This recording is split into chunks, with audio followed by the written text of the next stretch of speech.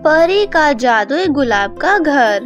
एक समय की बात है, परीलोक में दो बहनें आर्या और आयशा रहा करती थी। दोनों ही बहनें अनाथ थी।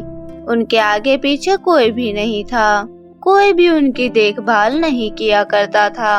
आयशा बहुत टाइम से अपनी छोटी बहन आर्या को स्कूल में एडमिशन कराने का सोच रही थी। आयशा परीलोक के बगीचों को साफ किया करती थी और उस काम से आयशा को इतने पैसे नहीं मिल रहे थे कि वो अपनी छोटी बहन का स्कूल में एडमिशन करा सके।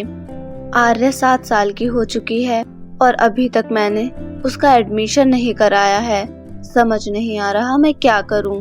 मैं नहीं चाहती कि मेरी बहन भी अनपढ़ रहे, वो कुछ पैसों के लिए दर दर भटके। लेकिन आयशा से जितना हो पाता आयशा उतने पैसे जमा करने की कोशिश किया करती थी। लेकिन छोटी बहन के होने के कारण आयशा को उसकी हर जिद पूरी करनी पड़ती थी। दीदी मेरी दोस्त माही के पास इतनी अच्छी डॉल है, वो डॉल मुझे भी चाहिए दीदी। आर्या, इस महीने की तनख्वाह मुझे नहीं मिली है, जब मिल जाएगी तब मैं तुम्हें लाकर दे दूंगी। नहीं दीदी, मेरी सारी दोस्त मुझे चिढ़ाती है। मेरे पास एक भी अच्छे खिलौने नहीं हैं। मुझे आज या कल में मुझे डॉल चाहिए। आर्या की इस जिद को देखते हुए आयशा जल्दी से जल्दी कोशिश करती है कि उसे पैसे मिल जाए और 2 दिनों में उसे पैसे मिल जाते हैं और वो अपनी छोटी बहन को खिलौने लाकर दे देती है। आयशा अपनी छोटी बहन को अपना सब कुछ माना करती थी। बहुत समय बीत जाता है। ऐसे ही आयशा एक दिन खुशी खुशी घर आती है और कहती है, आर्या कहाँ हो तुम? जल्दी आओ, तुम्हें खुशखबरी बतानी है, जल्दी आओ। हाँ दीदी, क्या हुआ? लगता है बहुत बड़ी खुशखबरी है, इसीलिए तो आप इतने खुश हो। तुम्हें पता है मेरी नौकरी लग गई है, वो भी एक बहुत बड़े घर में, और मैंने ये बगीचे की साफ सफाई का काम छोड़ दिया है क्योंकि वहाँ से मुझे इतने पैसे नहीं मिल पा रहे थे। पर दीदी, आपने वो काम क्यों छोड़ दिया? वहाँ से तो आपको पैसे मिल रहे थे ना? हाँ आर्या, मैं जहाँ काम कर रही थी वहाँ से मुझे पैसे मिल रहे थे, पर मुझे अभी जहाँ पर काम मिला है वहाँ मुझे दुगनी तनख्वाह मिलेगी। मैं अपनी बहन का एडमिशन एक अच्छे स्कूल में कर पाऊंगी। अगले दिन से ही आयशा काम पर जाने लगती है। आयशा वहाँ पर काम किया करती थी और वहाँ पर एक छोटी सी परी थी जिसका कुछ दिन पहले ही जन्म हुआ था और आयशा उस नन्ही परी की भी देखभाल किया करती थी और इसी कारण आयशा को ज्यादा पैसे भी मिला करते थे। यहाँ आयशा पूरे दिन काम किया करती थी और फिर घर जाकर अपनी बहन आर्या के साथ थोड़ा समय बिताया करती थी ताकि उसे किसी चीज की कमी महसूस ना हो। ऐसे ही अब बहुत समय बीत जाता है। अब आयशा के पास इतने पैसे हो चुके थे कि वो अपनी छोटी बहन का एडमिशन करा सके। आर्या का स्कूल में एडमिशन कराने के बाद आर्या अपनी पढ़ाई पर ध्यान देने लगती है। एक दिन आयशा जब अपनी बहन को स्कूल से लेकर आ रही होती है तभी वो देखती है कि कुछ परियां बहुत उदास बैठी है। क्या हुआ? आप सभी इतनी उदास क्यों बैठी हो? परी दीदी, हम बॉल से खेल रहे थे पर हमारी बॉल जंगल की तरफ चली गई और हमें बहुत डर लग रहा है। क्या आप हमारी बॉल ले आएंगी?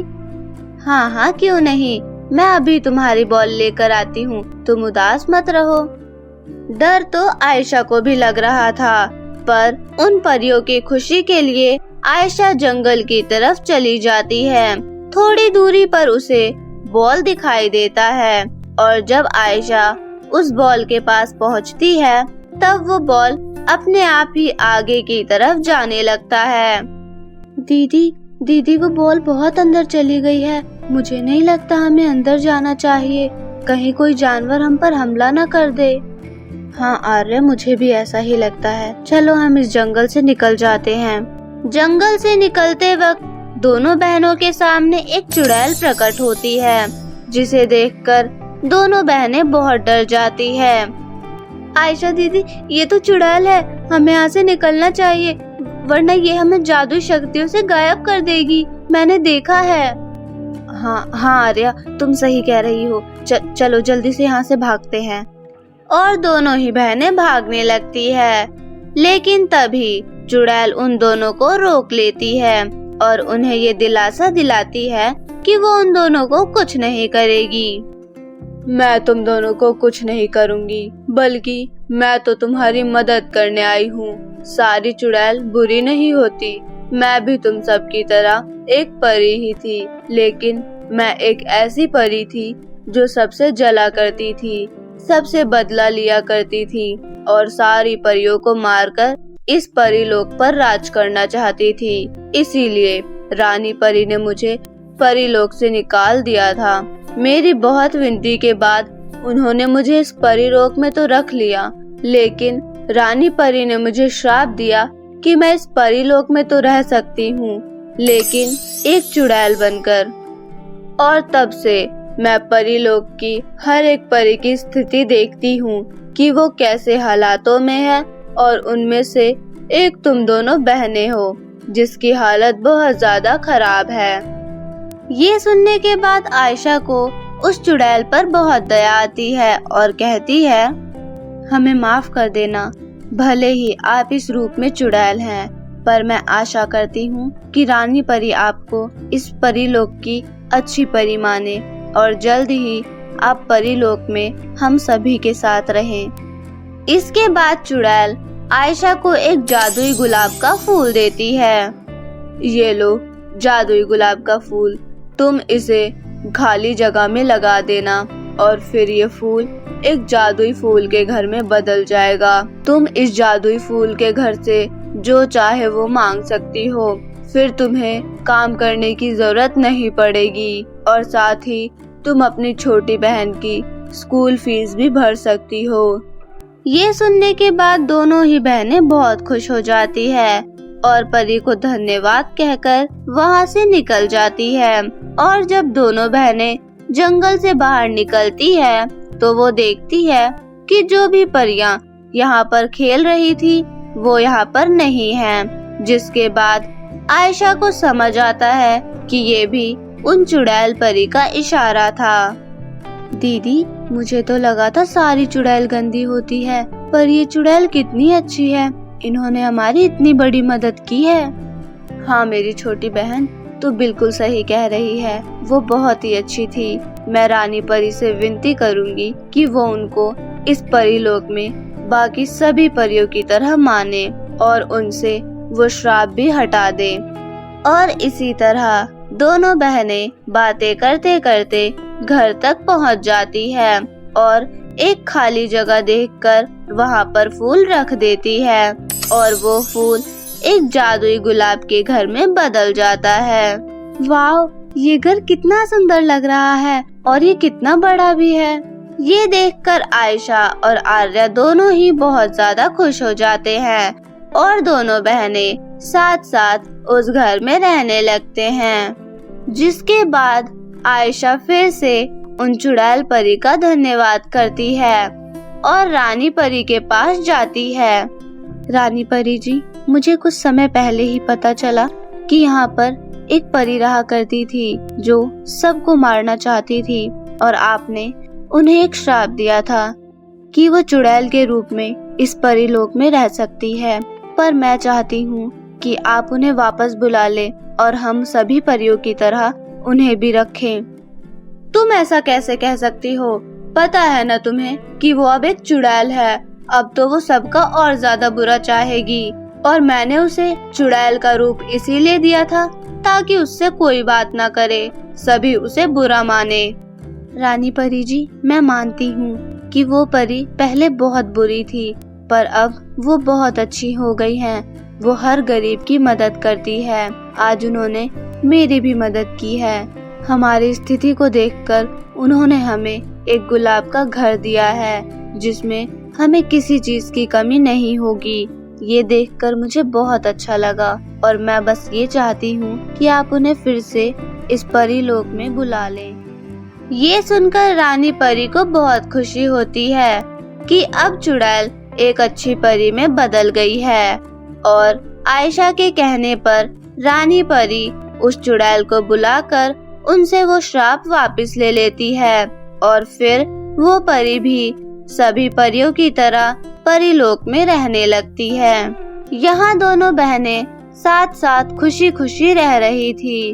अब आर्या को जो भी चाहिए होता वो हर चीज के लिए अपनी बहन के पास नहीं आया करती थी, बल्कि सीधा उस जादुई गुलाब के घर से मांगा करती थी। हे जादुई गुलाब के घर, मुझे बहुत सारी अच्छी अच्छी ड्रेसेस चाहिए, कृपया करके आप मुझे वो ड्रेसेस दें। और आर्या के इतना बोलते ही वहाँ पर बहुत सारी ड्रेसेस आ जाती है। दूसरी तरफ आयशा उस जादुई गुलाब के घर की मदद से गरीब लोगों की मदद किया करती थी। आयशा को खुश रहने के लिए बहुत सारे पैसे या ड्रेसेस की जरूरत नहीं थी, सभी की मदद करके ही उसका दिल खुश हो जाया करता था।